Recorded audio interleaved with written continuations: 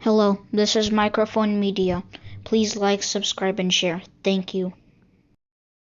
سلام كأن هاولي دحان روعلكم دحان دحاديركم لا علم ذلكم سمعتنا سلام ما أخاتكم يخون زي مايكروفون ميديا مايكروفون ميديا حدش سوانكم كعامن قاعد احنا مسخهم النولنا هاي كل شيء عمد مستي نايز فيت سونا أكالكم إنكم كتكسلوا سبسكرايب زي جوركم سبسكرايب جبروا لايك غيركم كعامكم جمروا بخبي حتىكم شير ونجبروا ونقولكم بارك السمعتي فايرال زخنت هذا ببزحات زقاوة ولا زلوا ካብ 4 ኪሎ ዝወፀት ፎቶግራፍ እኒሃዚኣ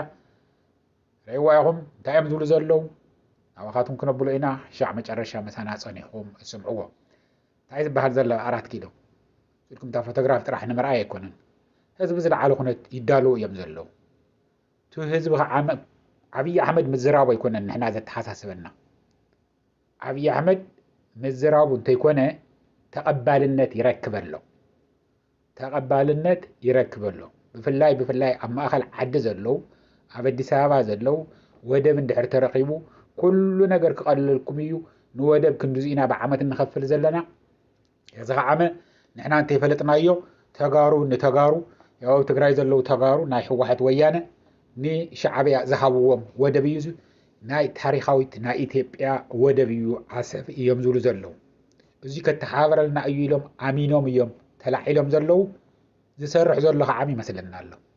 ምክንያቱም ከምቲ ባዕሉ ዝበሎም ዓብዪ ኣሕመድ ናይ ኢትዮጵያ ህዝቢ ሾርት ሚሞሪ እዩ ዘለዎም ኢሉ ነይሩ ናይ ሓፂር ግዜ ምስ ተዋስዩ እምበር ረሳዕቲ እዮም ኢሉ ያው ከምኡ ዝመሰለ ደፋር ንህዝቢ ከም ህዝቢ ዝደፍር የለን ግን ከምኡ ዝገብሮ እዩ ዝፈቱ ይመስለኒ እቲ ናይ ኢትዮጵያ ህዝቢ ሓደ ግዜ እንትሪኦ ተለኹ ዝፀርፎ ዘዋርዶ ካብ መረበቱ ዘመዛብሎ ኩሉ ዝነበሮ ዝሕድጎ ምንም እንተጥፋእኻ ይኹን ተዘይጥፋእኻ እናተሳቐካ እናፈራሕኻ ዝነበረሉ ነገር እዩ ዝናፍቆ ይመስለኒ ትብል ንምንታይ ብቱ ናይ 27 ዓመት ናይ ፀልማት ግዜ እዩ ዝብልዎ ዝነበሩ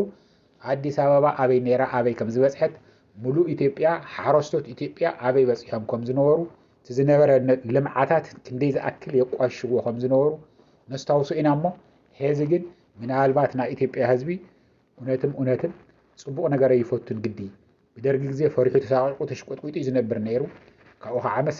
ነፃነት ረኺቡ ደቁ ተማሂሮምሉ ካብ 2 ዩኒቨርሲቲ ናብ 20 ዝኣክል ዩኒቨርሲቲታትን ኮሌጃትን ተኸፊቱሉ ብሰላም ናብ ዝደለዮ ካብ ሓደ ጫፍ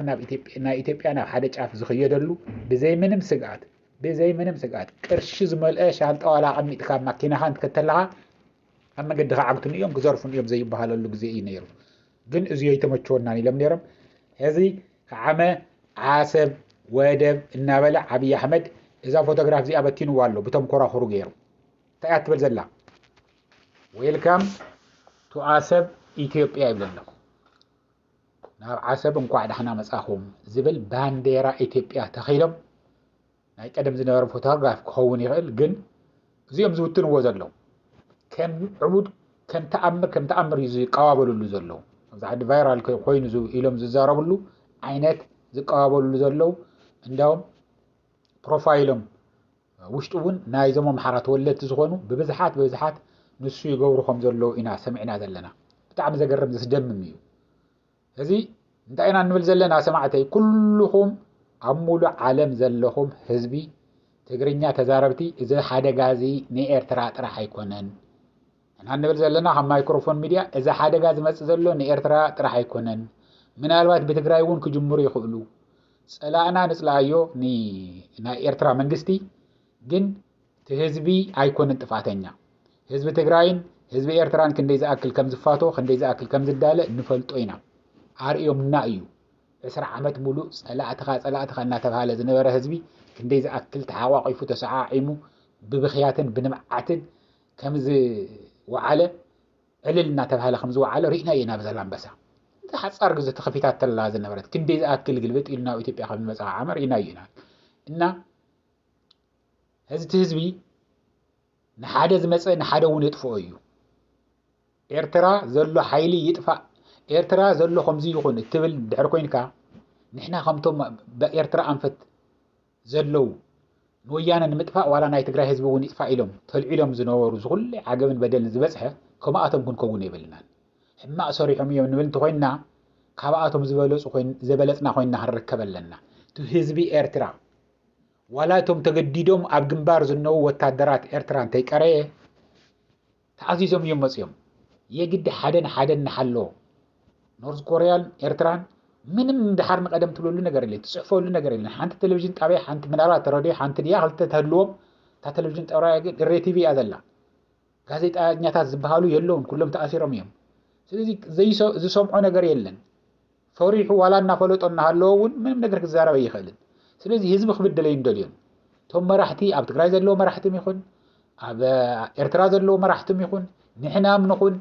ኣብ ኩሉ ዓለም ዘለኻ ትግራዋይም ኤርትራን ሓላፊ ኢኻ ነቲ ዝመጽእ ዘሎ ትውልድ ግን ጽቡቕ ዲኻ ክትገድፈሉ ደቅኻን ደቅደቅኻ ጽቡቕ ዲኻ ክትገድፈሎም ወይስ ጽልኢት ኢኻ ክትገድፈሎም ኣይኸውንን ክንብል ኣለና እዚ ፎቶግራፍ እዚ እንትርኢ እንተለኹም ከም ዝመሰለ እንትርኢ እንተለኹም ኖ ክትብሉ ኣለኩም ሕጊ ብናይ ዓለም ለኸ ሕጊ ዝተፈለጠ ካርታ ናይ ኤርትራ እዩ ዓሰብ ኤርትራ እዩ ካብ ጫፍ ዓሰብ ክሻዕ ጫፍ ኦሞ ሓጀር ኩላታ ኤርትራ ተበይላ ተፈሊጣ ዘላ ኤርትራ እያ እዚ ናይና እዩ ነይሩ እዚ ከምዚ እዩ ዝበሃል ነገር የለን ወሪሩ ብሰላም ክነብር ኣይትኽእልን ክንብሎ ኣለና ስኡልካ እናረእኻ ዝሕለፍ ነገር ኣይኮነን ኩሉ ህዝቢ ትግራይ ሰራዊት ትግራይ ብዝለዓለ ተጠንቀቕ ኣብ ምምያጥ እዩ ዘሎ እዚ ነገር እዚ ቀሊል ገይሮ ይብረዮን ብጣዕሚ ኩሉ ነገር ይከታተሎ እዩ ዘሎ ብሓደ ወገን ዝተወሰነ ቁፅሪ ዘለዎ ናይ ትግራይ ህዝቢ እኮ ኣይ ይኸታሉና ደልዮም እዮም እምበር ኤርትራን ዓብዪ ኣሕመድን ብሓደ ኮይኖም እውን ክውድኡና ክመፁ ይኽእሉ እዮም ዝብል እውን ሓሳብ ኣሎ ክኸውን እውን ይኽእል ግን ኣይኸውንን ካብ ምባል ካብቲ ዝሓለፈ ተማሂሩት ህዝብና ህዚ ይዳሎ እዩ ዘሎ ትግራይሲ ዓውደ ውግእ ይትግበርን ኣይንፈቅድን ይብል ኣሎ ትማሊ መንጆሪና እንታይ ኢላ ኣስሚዐኩም እየ ትግራይ ዓውደ ውግእ ክኸውን ኣይንፈቅድን ኢላ እያ ተልኢኩም ትዘራረቡሉ እንተልኢኩም ብናይ ዓለም ለኸ ሕጊ ወደብ ክጥቀም መሰሉ እዩ ኢትዮጵያ ወደብ ልክዕ ከምቱ ናይ ጅቡቲ ዝገብሮ ዘሎ ማለት እዩ መማረፂ ብዙሕ ዘለዎ እምበር ምልልክ ኣሕሊፉ ዝሃቦ ካብ ጫፍ ናብ ጫፍ ናይ ኤርትራ መሬት ኣሕሊፉ ንጣልያን ዝሃቦ ምልልክ ንማንም ክወቕሶ ይኽእሉን ኢህኣደግ ይሃቦ እቶም ተቃሊሶም ዘምፅዎ ዝነበረ ብሕጊ ዝተፈለጠ ብጣልያን ዝመሓደር ዝነበረ መሬት እዩ ስለዚ ኩሉ ናይ ኤርትራ መሬት ናይ ኤርትራ እዩ ኩሉ ነገር ወሪረኻ ሕዝየ እንትበልካ እውን ምናልባት ህዚ ዘለዎ ዋላ እንተሸነፍካዮም ድሓር ዝመፅእ ትውልዲ ከዓመ ከምቲ ልክዕ ንሃይለ ስላሴ ዝገበርዎ ተልዒሎም ተቃሊሶም እውን ሰላም ኣይትረኽበሉን ህዝቢ ኣሚኑ ባዕሉ ኩሉ እቲ ናይ ኤርትራ ህዝቢ ኣሚኑ እንተተቀላቂሉ ናብ ኢትዮጵያ እዚ እሰይ እዩ ትግራይን ኤርትራን ሓደ እንተኮይነን እዚ እውን እሰይ እዩ ትደኸርየኒ ዝብል ሰባት ብዙሓት ኣብ ዝተፈላለየ ቦታ ይቃወሙን እዮም ንምንታይ ኣኻ ከምዚ ትብል ምስ ኤርትራ ምዃነ የዋፀናን እዩ ገለመለ ዝብሉ ኣለዉ